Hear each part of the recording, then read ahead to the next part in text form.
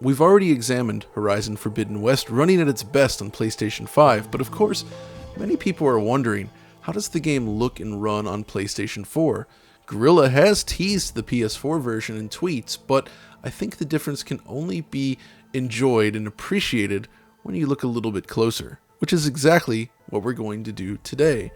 And to do this, I wanted to bring along Richard Ledbetter to discuss this with me, because you've also sampled the game on both platforms. Absolutely, and it's absolutely fascinating, because here's the challenge, right?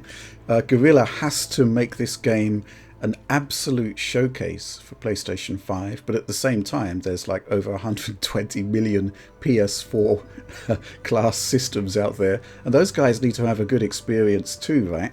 So to get that level of scalability that works on systems that are literally a generation apart, and to have PlayStation 4 Pro kind of sandwiched in the middle there, the challenge is, I don't know, I mean, we were talking about this earlier, it's similar to what Playground Games had to do with Forza Horizon 5. Yes, it's very much that sort of situation where you have a good, nice looking experience on the last gen machines, but when you bring it over to the new systems, there's just this extra layer of detail that's brought into the picture. And we're going to talk about all that because I have a ton of comparison shots to share today. But first, let's talk about the basics. People are going to want to know, what's the resolution situation like on these systems? So obviously in that original video I noted PS5 has two targets. There's the native 4K 30 mode, which is what we're going to use for comparison here, as well as the 1800p 60 FPS mode that uses checkerboard rendering. As you might expect, PS4 Pro is also 1800p with checkerboard rendering, but targeting 30 frames per second, and it does use dynamic resolution scaling, which does seem to kick in more than anything I saw on the PS5. Right, yeah, absolutely. And yeah, this is an interesting one, right? Because the teraflop differential between the Pro and the PlayStation 5, it's something like just over 2 point something X higher on the PlayStation 5, but you're getting much more than twice the level of detail here, plus twice the frame rate. So this is an example of how Guerrilla Games have actually, really tapped into the PlayStation 5 to get much more out of it than simply scaling up an existing older gen project. Absolutely. It is quite amazing to see that. And of course, we can't leave out the base PlayStation 4, can we? That old 2013 unit is still cranking along, and this one also, like Horizon 1, runs at 1080p at 30 frames per second, but this time there is dynamic resolution scaling as well. Yeah, and I actually played through quite a lot of this yesterday, and I've got to say I was hugely impressed by it. Really good stuff. I agree, but here's where things get even more interesting. To further improve performance, the PlayStation 4 versions of the game specifically seem to use a Tier 1 VRS, or variable rate shading solution, done in software, no less, to handle especially like vegetation in motion. And you can definitely see some of those artifacts, especially with motion blur disabled, where it does sort of chunk up a little bit. I think it's that mix of checkerboard rendering plus VRS. You definitely lose a lot of the granular detail that is not lost on PS5, which does not use VRS at all. Right, okay, so just a sort of primer here, variable rate shading, it's where essentially instead of putting all shading resources into one pixel, it kind of simplifies it into larger blocks, right? Yeah, exactly. And that's how it works here. So you can kind of see it in the foliage, and it is only the foliage as far as we know, but it's actually quite difficult to pick up with motion blur enabled. You kind of have to disable it and then zero in on it in motion to actually see the to see the artifacts there. So it's a really interesting optimization there that is not present on PlayStation 5, even though the developer could have done that. It is software based after all. They went full resolution for that. Yeah, that's interesting. So that's just yet another example of how they're essentially trying to squeeze more visual fidelity out of these old machines post Horizon, because it does retain a lot of the great stuff that I talked about in that other video that makes Horizon 2 look significantly better than the original. So that's good news.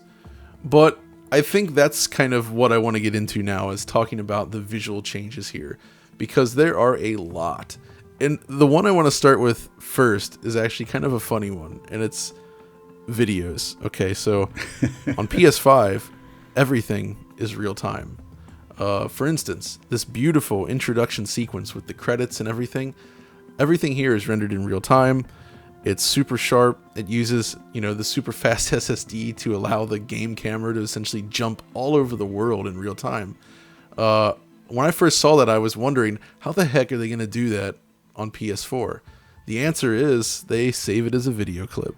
And they did this in several big scenes throughout the game are just video clips on PS4, but are fully real time on PS5. And I love that kind of stuff. I think it's fascinating that that's essentially the approach they ended up taking, because it shows that they didn't limit the scope of what these scenes could be.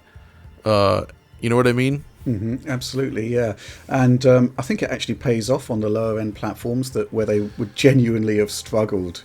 Yeah. So, I mean, when you look at what those sequences are doing, particularly the cuts, how you can move quickly from one scene to another, no problem for PlayStation 5. It can stream in all of those assets like in super quick time, and we'll talk a bit about loading later. But on the old PS4 and PS4 Pro, straddled with those mechanical hard drives, those scenes would be a disaster area, both in terms of simply loading all of the assets in and then rendering them, because the horsepower isn't really there. The fact that you can do it on PlayStation 5 is remarkable, and the fact that you're still getting a pretty decent experience on the Pro and the PS4 through the use of basically pre-recorded video, it's kind of like just a smart move, really. I agree. But they do actually kick off with real time on PS4 for the introduction, which is a scene that does some pretty major camera cuts. And this is one of my favorite comparisons, I think, so far, just right from the start. Because, very first scene, Fox running through the woods, you immediately see a difference, right? There's just less detail all around on PS4 Pro here. Textures have loaded in slower. And in fact, they never actually load in some of these scenes, right? You can tell it's trying to load these textures, but they never appear. So it's always low res like this. And the intro has a ton of this stuff when you kind of go through it. And you really start to appreciate those differences, I think. And that extends further if you stop and look at, for instance, this scene here with Aloy. She looks great in both versions, I think. But you can see that there's actually more geometric detail on PS5, more texture detail. The layer of sort of fuzz on her face is pronounced and present on PS5, but not really on PS4. It's missing the extra hero light, which I could see some cases being made for as a superior choice, but I actually do think it looks a little better on PS5 in general as a result of this. I mean, it's just a bunch of subtle stuff like that that at first glance you may not notice, but when you start to break it down, it's like, oh yeah, it is a lot more detailed on PS5. Absolutely. And actually that first cinematic on base PlayStation 4, it actually kind of highlights the key sort of limitation of the base system, which is kind of like the graininess. Yeah, exactly. The kind of reduced resolution, the fact that they're pushing it so hard that something has to give, but the overall effect is still remarkable, I think. Yeah, so then once you jump into the gameplay, then some of the other things I noticed straight away in that first stage is just the density and the fidelity of the assets.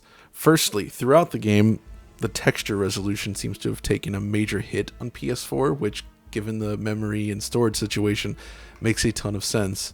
But textures in general seem to be half or even quarter res. So, you zoom into plants, you just look at the ground, even from normal gameplay angles, and everything is just much lower res. So that shows that they did at least create assets that could scale much higher on PS5, which I like. Another detail missing is the moss layer. Right. You've noticed that, right? Yes. There's this granular moss layer on PS5 that looks really good, I think.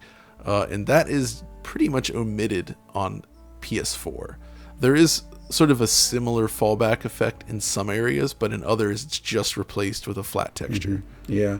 Here's something else I noticed, John, which is that I think you talk about it in your main video, but the resolution of the assets and the amount of detail they're cramming in, you kind of need an 84K resolution or something very close to it to resolve all of that detail.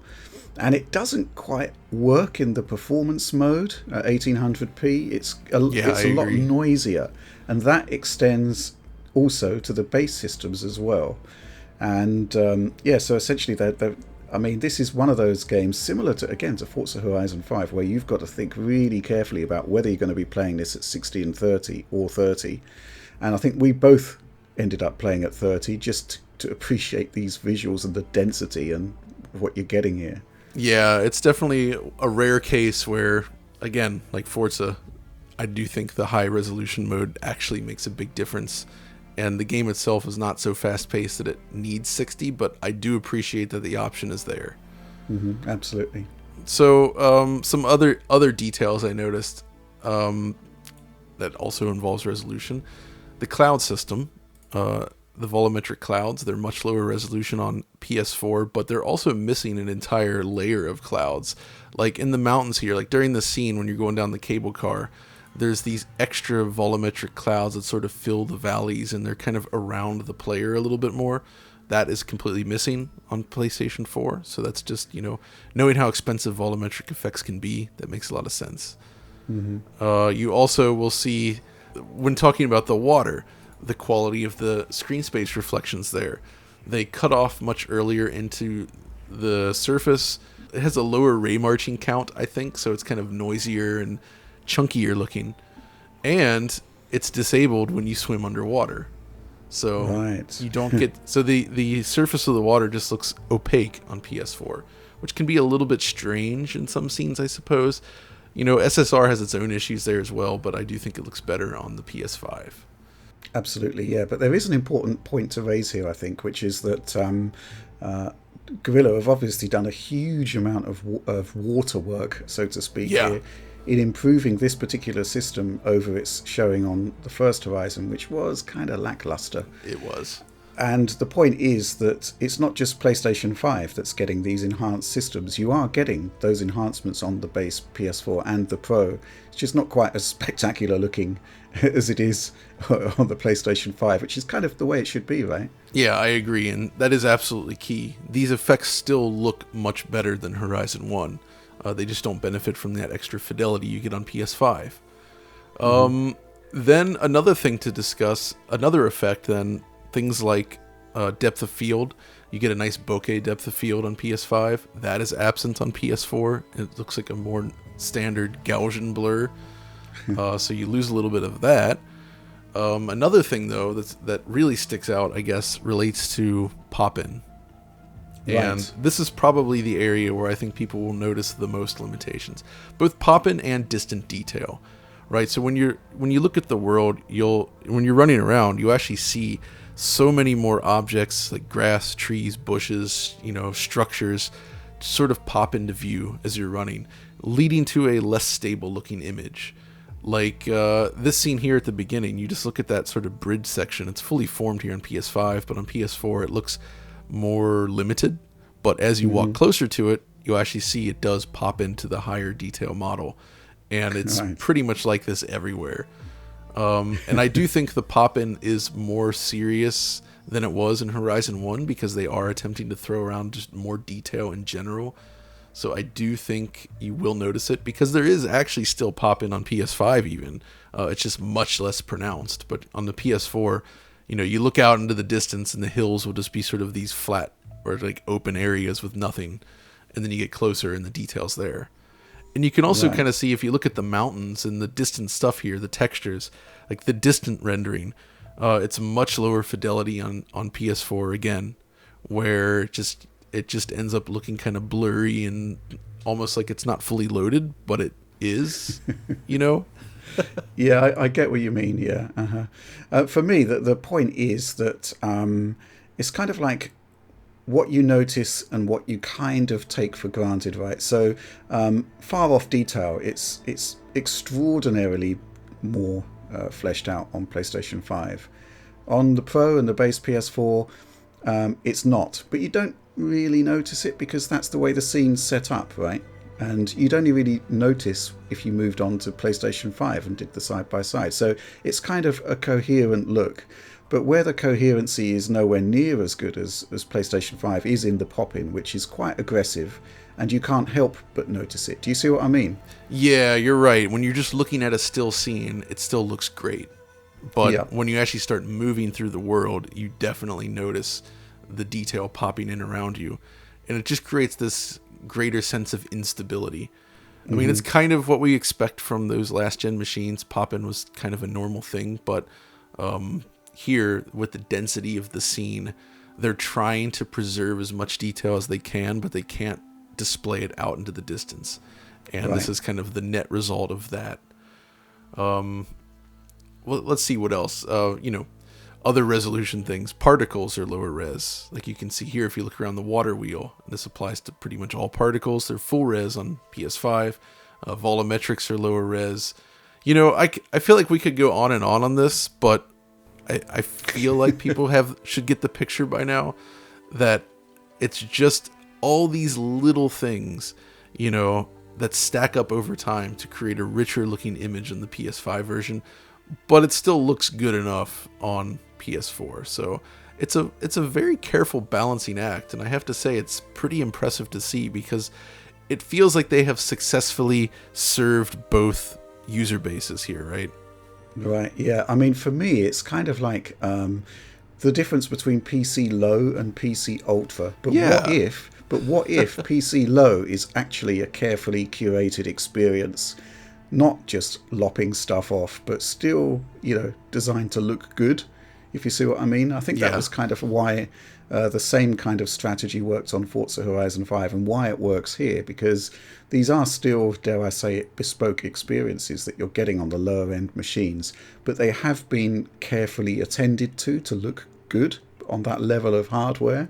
But again, I mean, your side-by-sides here are kind of revelatory, really, aren't they? Bearing in mind just how much more you're getting on the PlayStation 5. And it is to the point where there's so much detail here that YouTube can't render it because of the it's true. If the compression level of the footage is such that it just takes an axe to a lot of the really fine-grained detail there. So it is a sort of situation where you kind of have to see it. You kind of have to play it and experience it on PS5 just to appreciate it. I gotta say, though, I've actually had a lot of fun with these comparisons, which is something that comparisons have become stale for me as of late because generally the differences are so minor. Absolutely. Yeah. And even though I've had my issues with cross-generation games, it is fertile ground for these more interesting comparisons to see where developers have to make cuts. So that's a fun thing from our perspective. But another thing I guess we should discuss then, and this one is perhaps less of an interesting story, it's the performance. And when I say that, that's a good thing, right? Because I find that on every single platform here, in every mode, PS5 has 2 modes, the gameplay frame rate is extremely stable. The target frame rate is reached with relative ease from what I can tell. I found it difficult to actually encounter any sort of serious drops. Now, keep in mind, I haven't played as far on PS4, and you cannot share saves between them. So you that makes life a lot more difficult, yeah, for sure. It did. So I wasn't able to test some of the later super demanding scenes that we saw on PS5 in the PS4 version. But based on what we're seeing earlier on, I do think they've done a good job sort of sticking to this target. I think it's dynamic resolution scaling that helps, because it actually seems to run a little better than the original Horizon even. Yeah, that was my experience on the base PlayStation 4, where essentially I captured all the way up to the title card and beyond, which is quite a hefty chunk of gameplay. Plus, there's quite a lot of set-piece events in there, which are really challenging. And aside from the kind of dropped frames on scene cuts in the cutscenes, it's flat 30. Which is better than Horizon 1, which I think is quite a remarkable state of affairs. But that's exactly what DRS is there for, right? To give Precisely. That level of stability, and it works. It does indeed. So that is something I can say with confidence is really solid in this version of the game. But the other side of the performance coin, and the one that's a lot more interesting in this case, it's the loading, right? This is probably the thing that might have the largest impact on the general experience. I guess it depends on how you decide to play it. But essentially, as I showed in the other video, loading time on PS5 is very quick, usually between 5 and 8 seconds.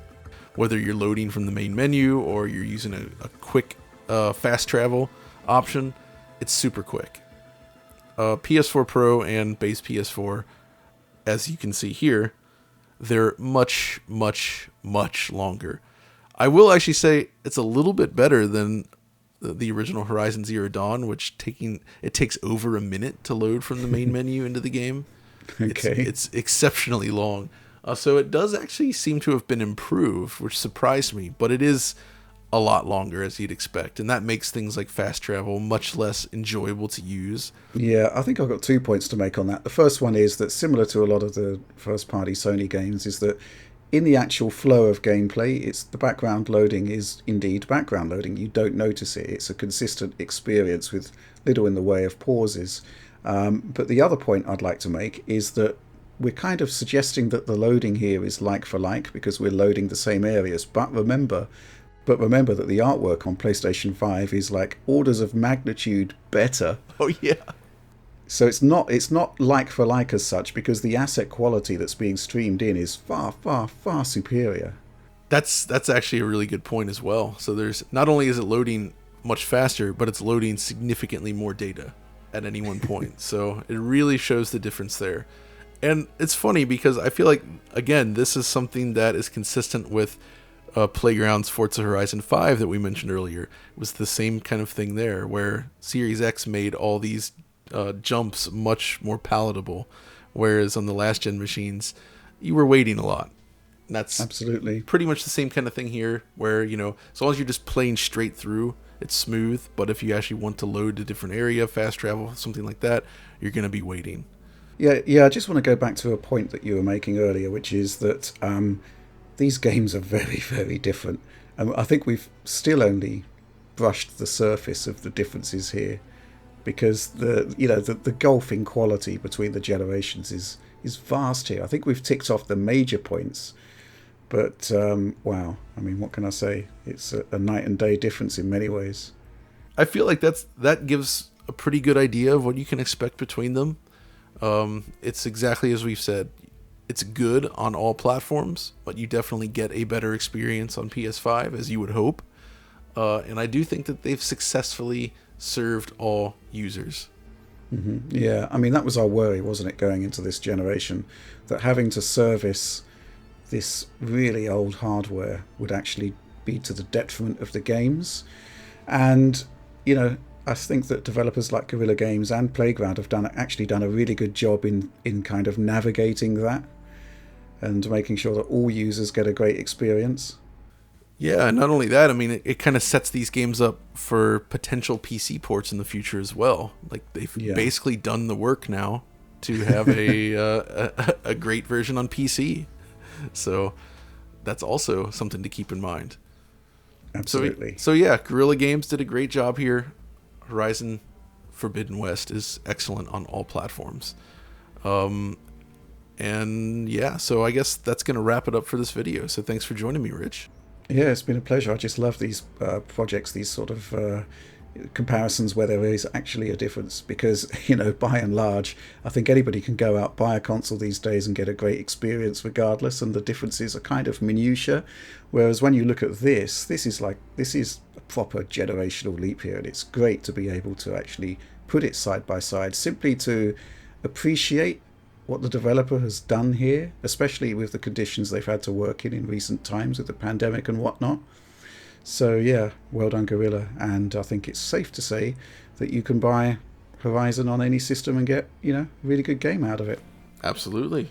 But if you enjoyed this video, as always, be sure to like and subscribe and follow us on Twitter and all that. And I would definitely suggest checking out the Digital Foundry Supporter Program in this case, because downloading that original version of the file will give you a much better idea of how they differ versus the YouTube feed. Plus, you can come hang out with our excellent community. But that's going to do it from us, so thanks for watching.